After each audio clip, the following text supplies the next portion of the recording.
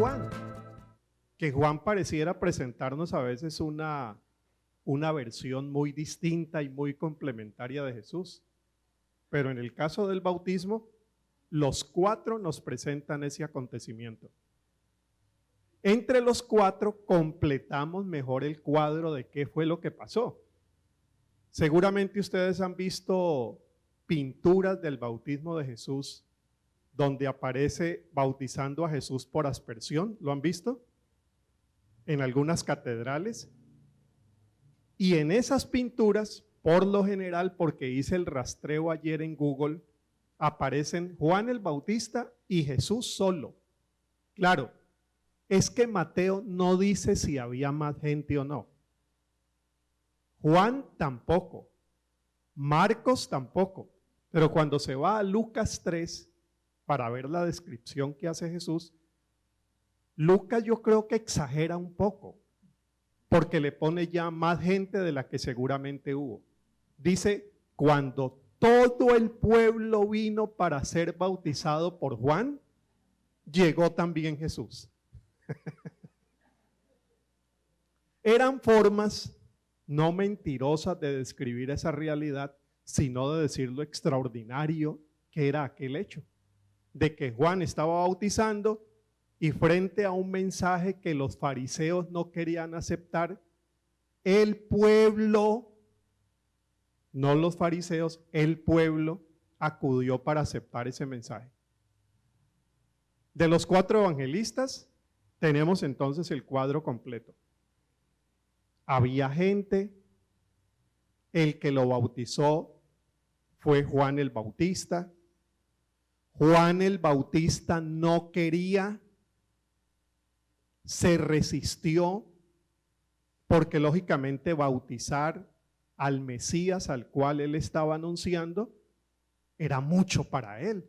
No soy digno ni siquiera de desatar los cordones de sus sandalias. ¿Cómo voy yo a bautizar a mi Señor? También entre los cuatro organizamos el cuadro de que Jesús dijo, debe ser así.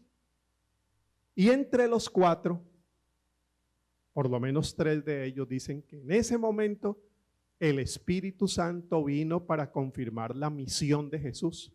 Que el Espíritu Santo descendió como una paloma, ¿recuerdan? Y que se oyó una voz. Es decir, hay algo posiblemente visible, no una paloma, pero como una paloma, y una voz que dijo, este es mi Hijo amado en el cual tengo complacencia.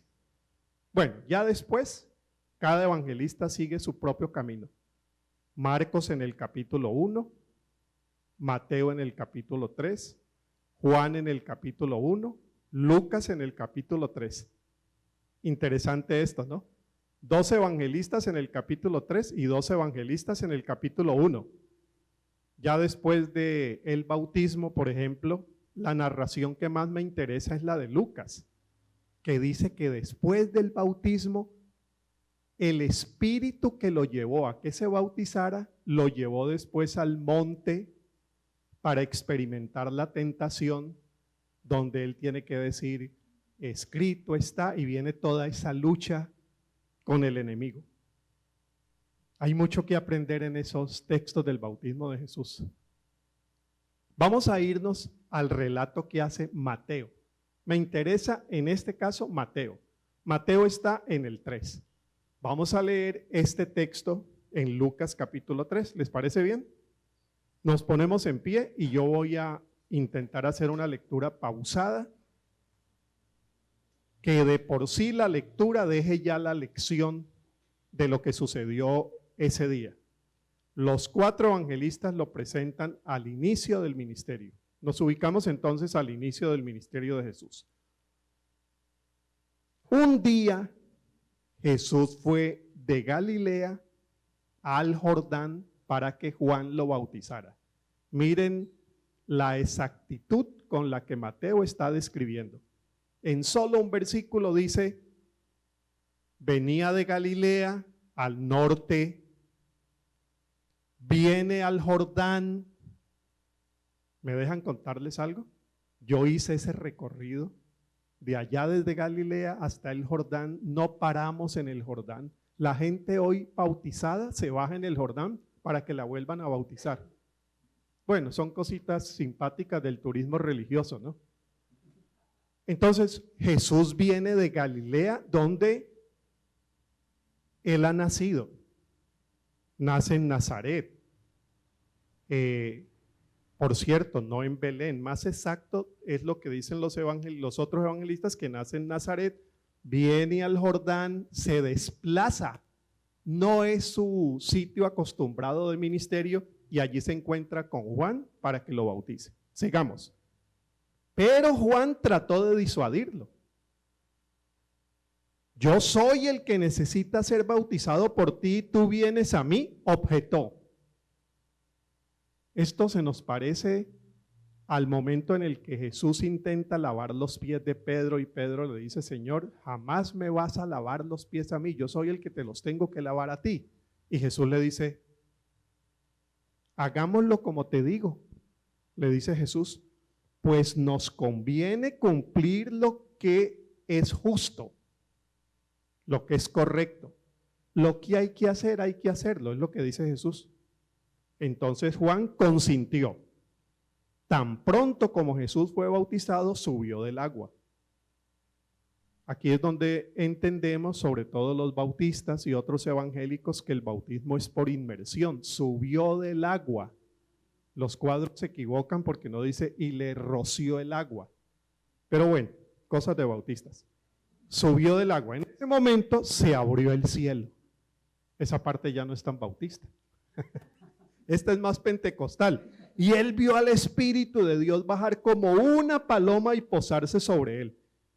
Y una voz del cielo, sigue lo carismático, decía, este es mi Hijo amado, estoy muy complacido con él. Pueden sentarse. Y vamos a hacernos la siguiente pregunta para esta mañana. ¿Qué nos enseña cada uno de los 4 personajes que aparecen en el bautismo de Jesús? ¿Detectaron los 4? A ver, el principal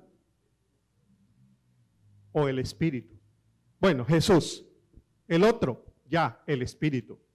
Otro, Juan.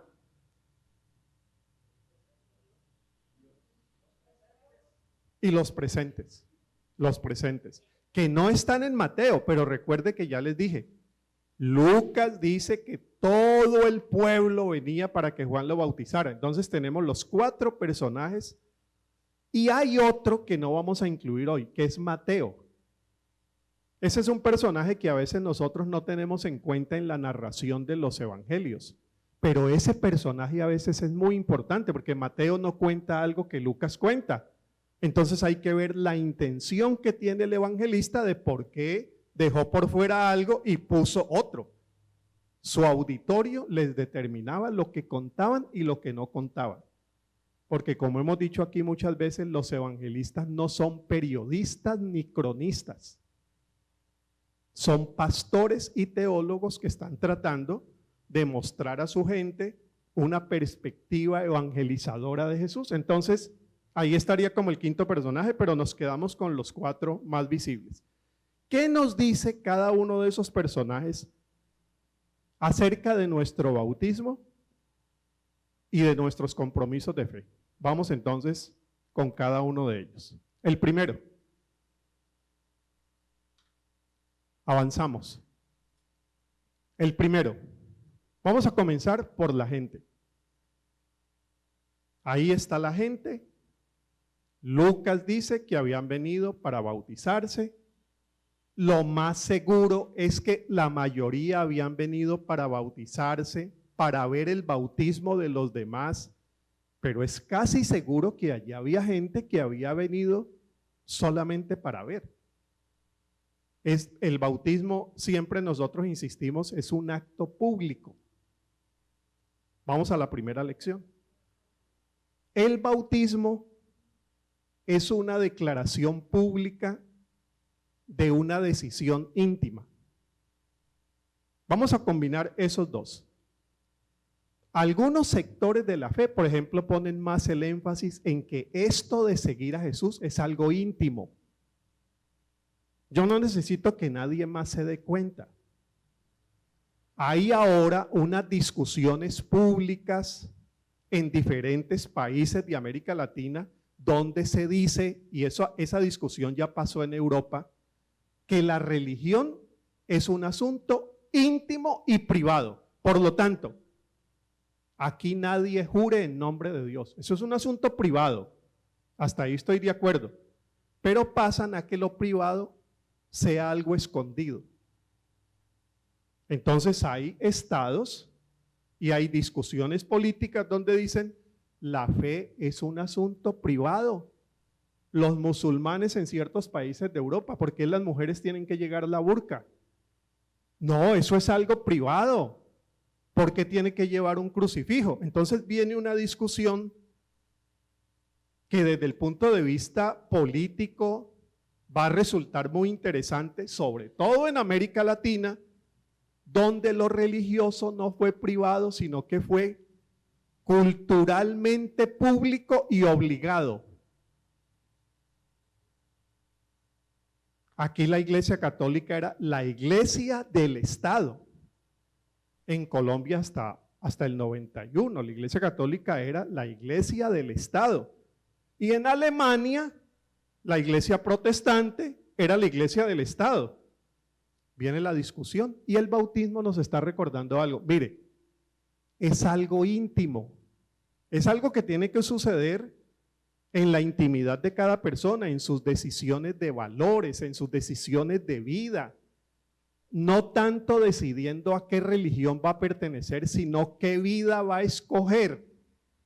Esos fueron los testimonios lindos que vimos ahora en el video. Allí nos está diciendo, es que yo he tomado la decisión de dejar de ser católico y volverme bautista. O yo he dejado la decisión de dejar ser presbiteriano y me voy a volver luterano. No, la decisión tiene que ver con algo que atraviesa toda la vida. Yo estoy decidiendo vivir bajo los valores del evangelio, educar a mis hijos bajo esos valores, tratar de comportarme en mi vida cotidiana de acuerdo a esos valores. Pero ¿de dónde viene eso? De algo íntimo, algo que toma cada persona. ¿Sí ven por qué? Y yo ahí celebro nuestra fe. Nuestra fe discute a qué edad se puede bautizar a una niña o un niño. Es decir, a qué edad tiene conciencia de la vida que va a decidir vivir. Entonces en algunas iglesias dicen, no, eso tiene que ser después de los 12. Porque antes el niño hace lo que el papá y la mamá le digan. Tiene que tener como cierto grado mínimo de conciencia qué camino íntimo va a escoger para decidir su vida. Entonces, cuando se decide ese camino, se expresa públicamente. Es ese diálogo sobre la interioridad y la exterioridad de la fe. Eso que yo he decidido vivir, después ¿cómo se va a proyectar? En lo público. Y en lo público no es porque yo llevo una Biblia grande al trabajo. Porque hay gente que piensa que la fe se expresa públicamente con estos gestos. Los políticos evangélicos en otros países llegan siempre a la asamblea con una Biblia. Ponen la Biblia, abren la Biblia. Yo no sé si leen la Biblia, pero la llevan ese día. Porque quieren hacer de esto un asunto simbólicamente visible. No, pero el Evangelio nos dice que la fe se proyecta visiblemente es en nuestras formas de comportarnos, en nuestras formas de vivir en familia, en nuestras formas de hacer sociedad, en nuestras formas de hacer ciudadanía. Lo íntimo que ha hecho Jesús en la vida se expresa en las opciones políticas, se expresa en las maneras de vivir las finanzas, en las formas de tratar al contrario, al enemigo. Bueno, Jesús lo llama al enemigo, el Padre Nuestro lo llama el enemigo. Juan y Jesús lo pensaban igual. Quizá Juan era más radical que Jesús. ¿Recuerdan cómo llamaba Jesús al bautismo? Perdón, ¿cómo llamaba Juan el Bautista al bautismo? generación de víboras. ¿Quién nos enseñó a huir de la ira venidera? ¿Alguien quiere cambiar de esa miserable y sinvergüenza vida y bautizarse? Mire lo radical que era Juan, más radical que Jesús, más radical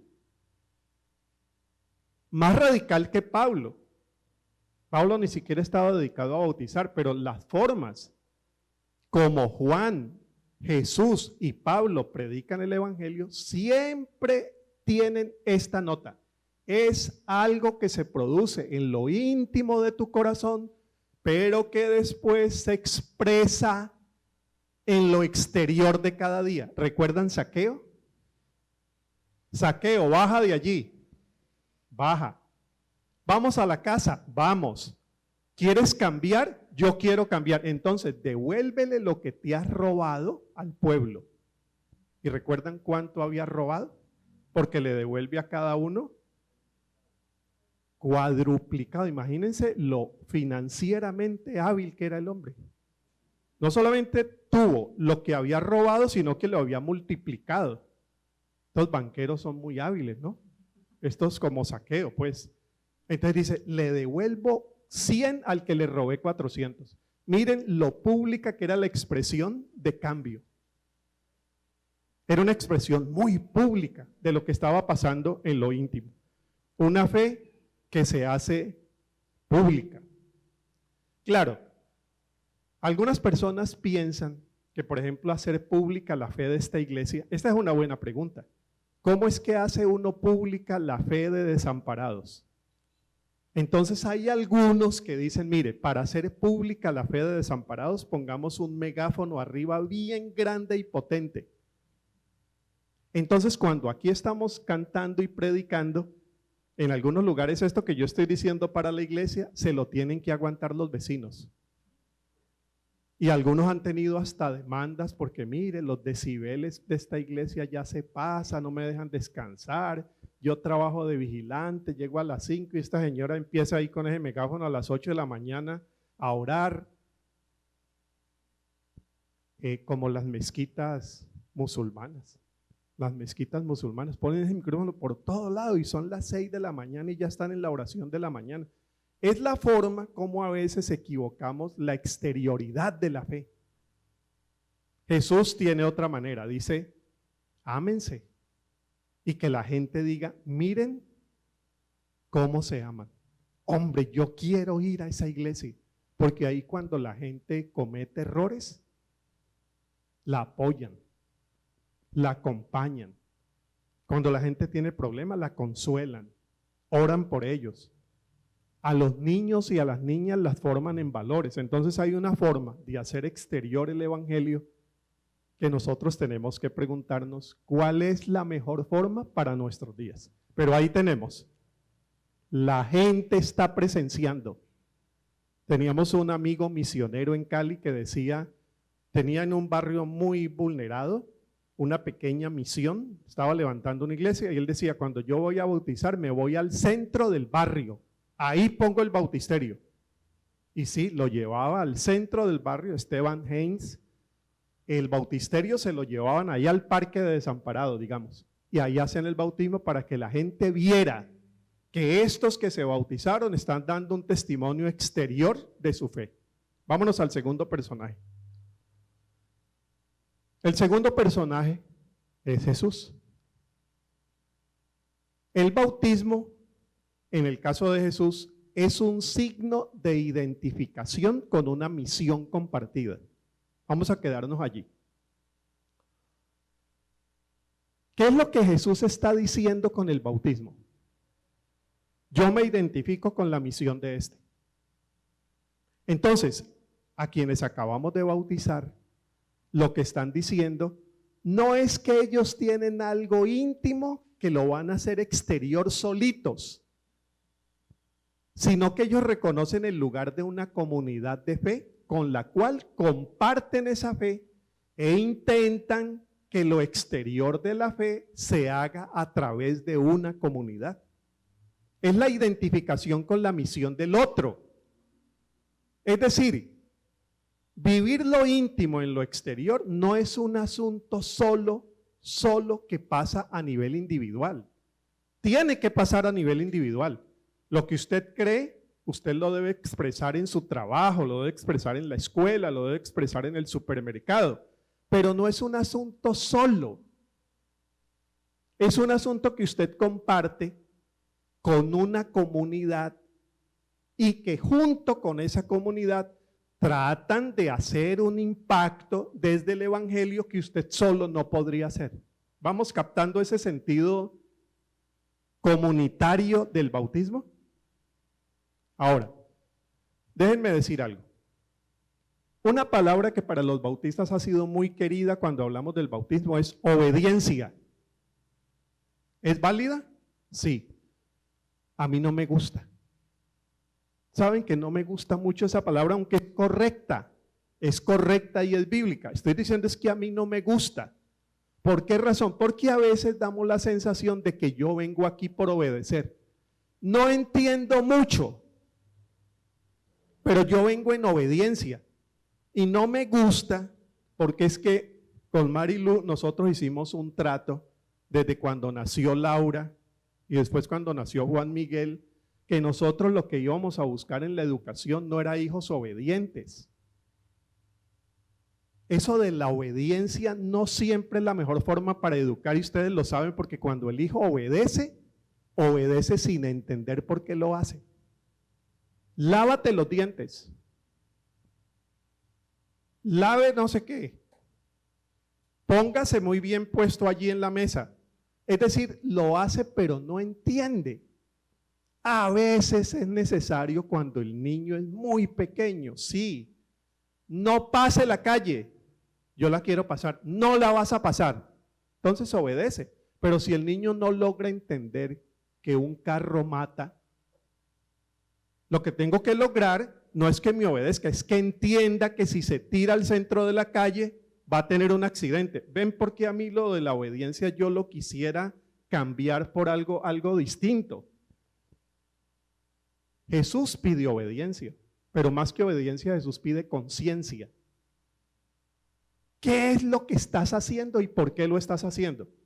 Entonces, en el caso de Jesús, el segundo personaje, yo les diría, ¿fue por obediencia o fue por conciencia? De pronto fue por obediencia, pero ni Mateo, ni Marco, ni Lucas, ni Juan dicen que fue en obediencia al Padre. La muerte sí. Yo no quiero ir, pero hágase conforme a tu voluntad. Pero en el caso del bautismo, él va con una identificación muy libre y muy consciente. Yo creo que esa es la parte más educativa del bautismo. Usted obedece, pero usted obedece ¿por qué? Entonces Juan recibe a Jesús y se sorprende porque es el Señor el que está viniendo a bautizarse, pero es que hay algo más, que ese Señor haya decidido unirse a la causa de Juan, cuando Juan tendría que haberse unido a la causa de Jesús, ¿o no? No, pero es Jesús el que se une a la causa de Juan. Los estudiosos de los 4 evangelios hoy están de acuerdo que Jesús fue un discípulo de Juan por algún tiempo. Y que algunos de los discípulos de Jesús eran discípulos de Juan. Hasta cuando Jesús dice, oiga, ya lo acompañé hasta aquí.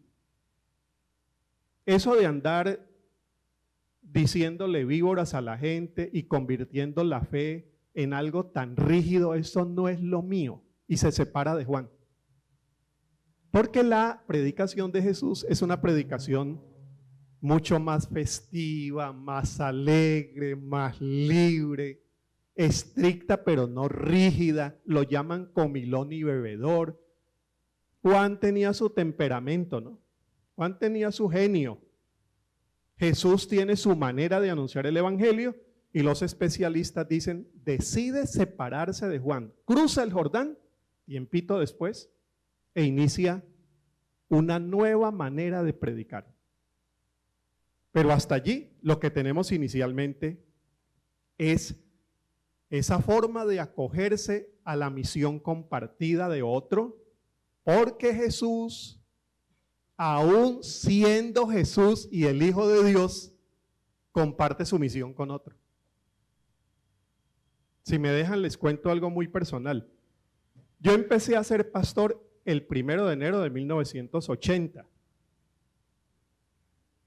Eso hace ya, ¿qué? 42 años. Mi suegra estaba jovencita en ese tiempo. Yo era un niño.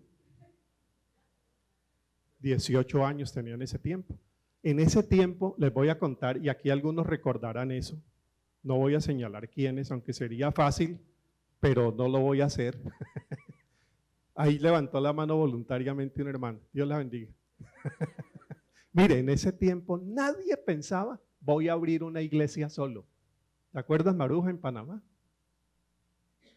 Nadie decía, voy a abrir una iglesia solo. Siempre era, hermanos, ¿por qué no abrimos una iglesia? Y uno se iba con unos hermanos, unos que le caían bien, otros que no, pero eran de la iglesia, y se iba a organizar una misión.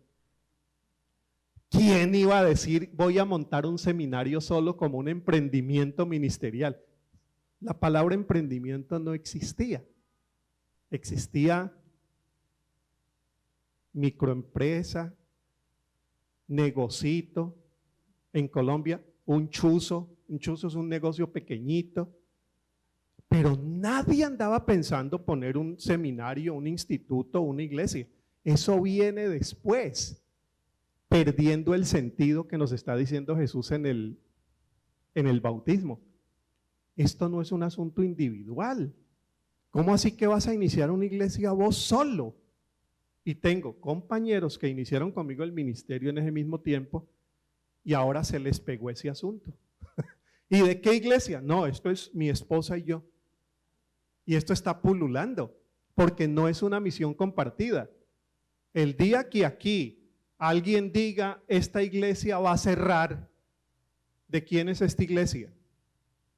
Pues aquí tendremos que discutirlo. Eso no va a llegar a ser, espero que no. Pero eso aquí se va a discutir. Pero hay otras iglesias donde dice, esto se cierra y ¿quién se lleva todo? La familia del pastor es un asunto individual. Ya lo viví. Esta silla yo las compré, este micrófono yo lo compré, esa batería la compró mi hija. Esto es un asunto familiar. Mire, Dios los bendiga y Dios los está bendiciendo. Pero lo que nosotros hemos aprendido y que el bautismo nos recuerda es que esto no es un asunto mío, es un asunto de una comunidad con la cual yo comparto mis sueños, comparto mis peleas, y uno sí entiende por qué hay gente que hace las cosas así.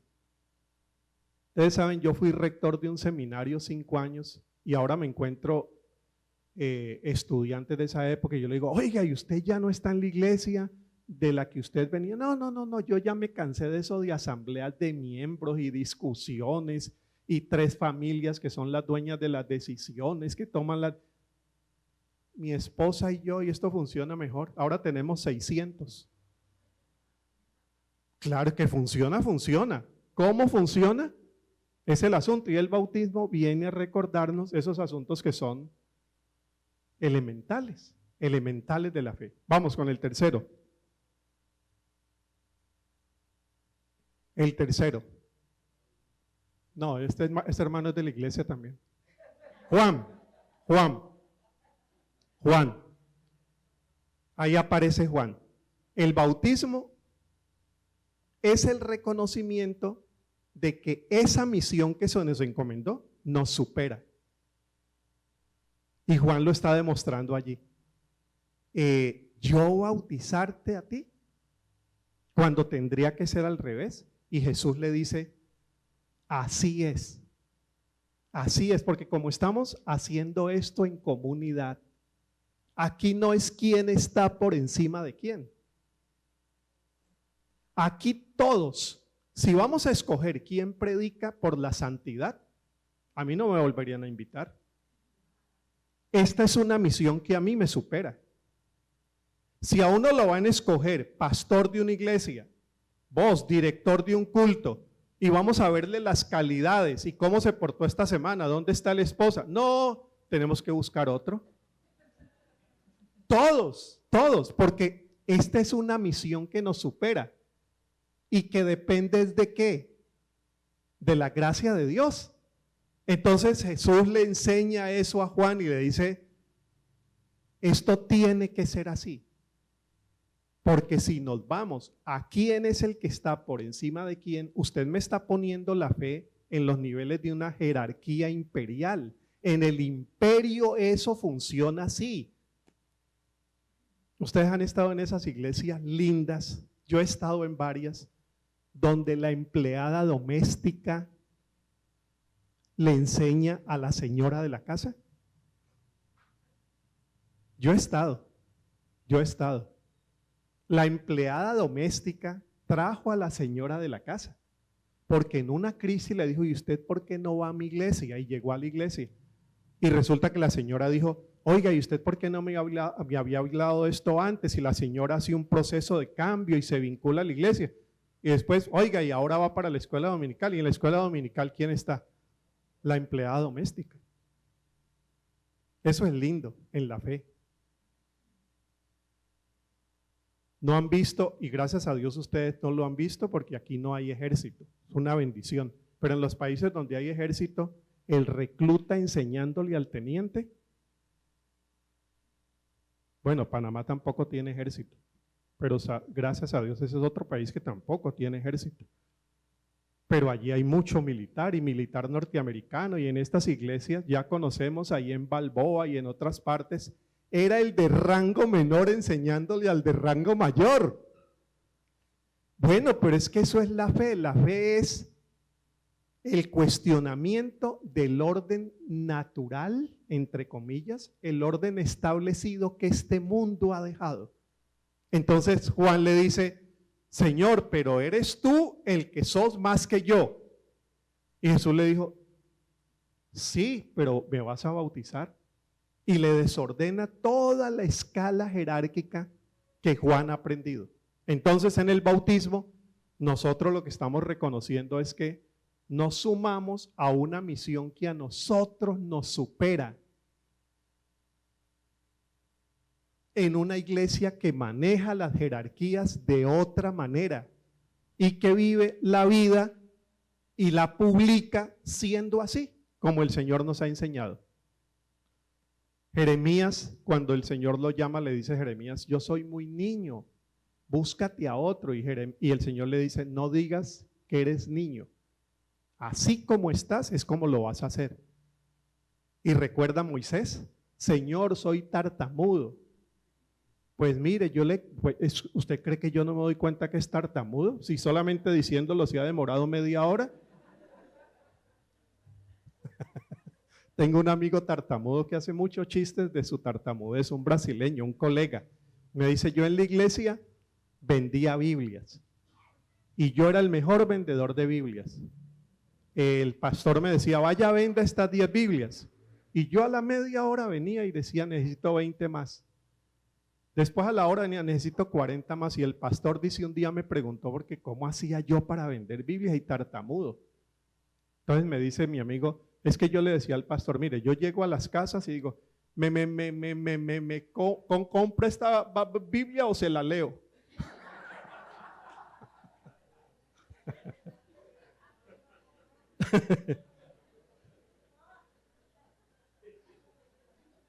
Moisés era de esos. Entonces Moisés le dice, Señor, yo. Y el Señor le dice, te voy a buscar a alguien que cuando vayas a hablar tenga la paciencia de escucharte. Y él le dice al pueblo, pero se busca las maneras. Escogió a un tartamudo, escogió a un niño, escogió a un perseguidor de cristianos como Saulo. ¿No nos va a escoger a nosotros?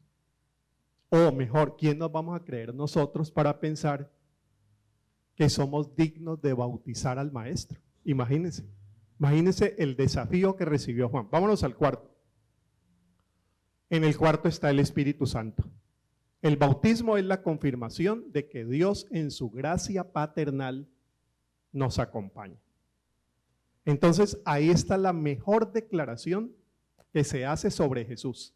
La mejor declaración que se hace sobre Jesús no es la de Pedro. Tú eres el Mesías, el Hijo del Dios viviente. ¿Se acuerdan esa declaración del mesianazgo de Jesús?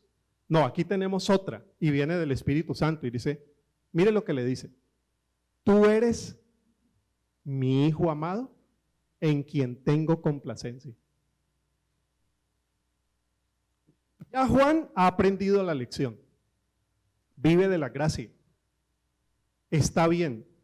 Puede ser que seas menor en ese rango, pero aquí me bautizas. Ahora Jesús viene para aprender la suya. Tú eres, y recuérdalo siempre. Por eso aparece al comienzo de los evangelios. Lo que Jesús tenía que recordar era eso. Tú eres mi hijo, y mire cada palabrita. La filiación es de hijo, amado y encima se complace. Y Jesús no ha empezado. Es decir, el Padre no le está diciendo, tú eres mi hijo y espero a ver cómo te va a ir y que al final me complazcas. No, desde el comienzo dice, tú eres mi hijo amado y en ti tengo complacencia. Paréntesis, esa es una buena fórmula de educación de hijos pequeños. Cuando estos hijos apenas están empezando, que se sientan amados sin que hayan hecho nada. Porque el Señor nos los entregó desnuditos, pequeños y vulnerables. Mira, seas lo que seas, vas a ser mi hijo amado, yo me voy a complacer, aunque a veces no voy a tener que decir más, porque habrá cosas que me duelen. Eso de la complacencia independiente a lo que haga el otro, es muy valioso para la formación. Entonces, mire, viene aquí y le dice, tú eres mi hijo amado, en ti tengo complacencia. Yo estoy poniendo paternal con un riesgo, porque el Espíritu Santo no sé si es más padre o madre. No lo dice el Evangelio, pero interesante que utilice una figura femenina para describirlo. Paloma, no palomo. Y el conde Zinzendorf, el fundador de los moravos, tenía la doctrina de que el Espíritu Santo era la figura femenina de la Trinidad. Padre, varón. Hijo, varón. Faltaba el Espíritu Santo, entonces la pone en forma de la paloma. Algunos dicen la Espíritu Santo, que suena muy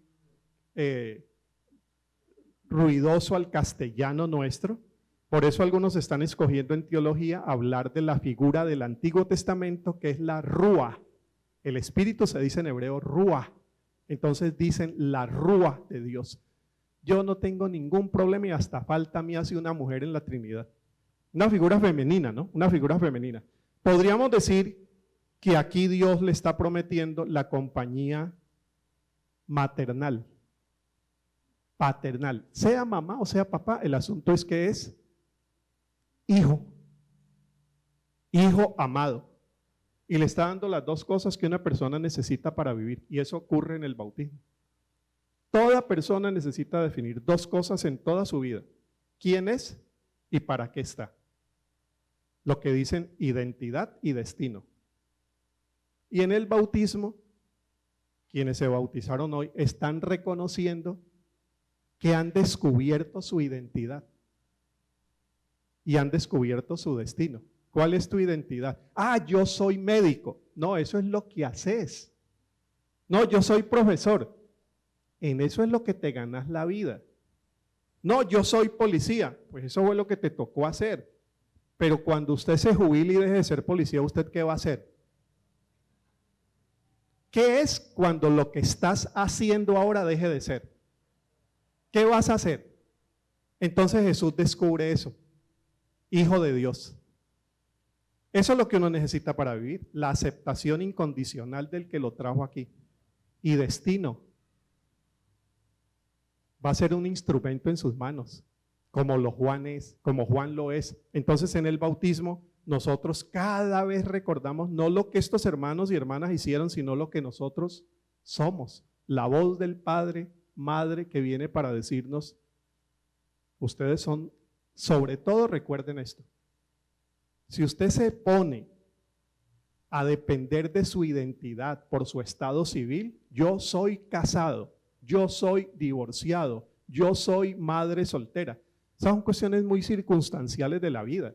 ¿Qué es lo que queda cuando todo eso ya no tenga tanta importancia?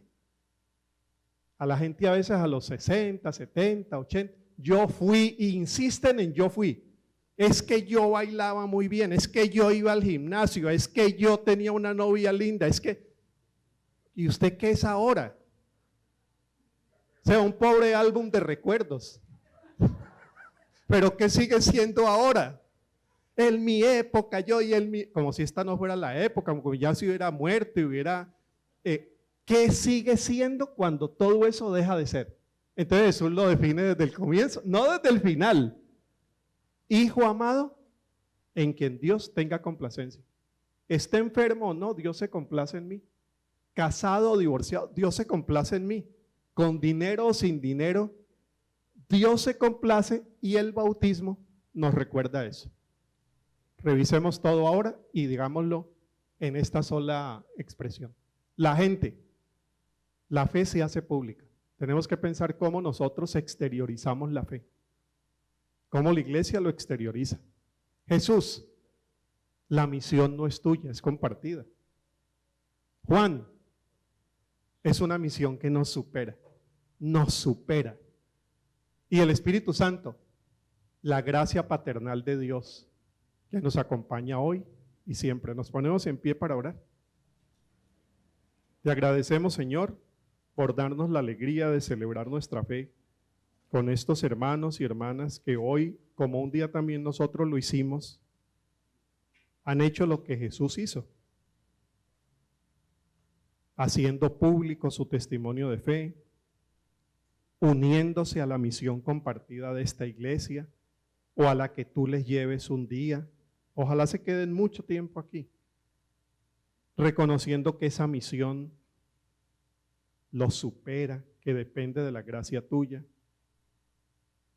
y que hoy han vuelto a recordar que de quien dependemos es de ti y de esa identidad de hijos e hijas en las cuales tú tienes complacencia. Gracias por acompañarnos y por bendecirnos siempre. En Jesús, amén.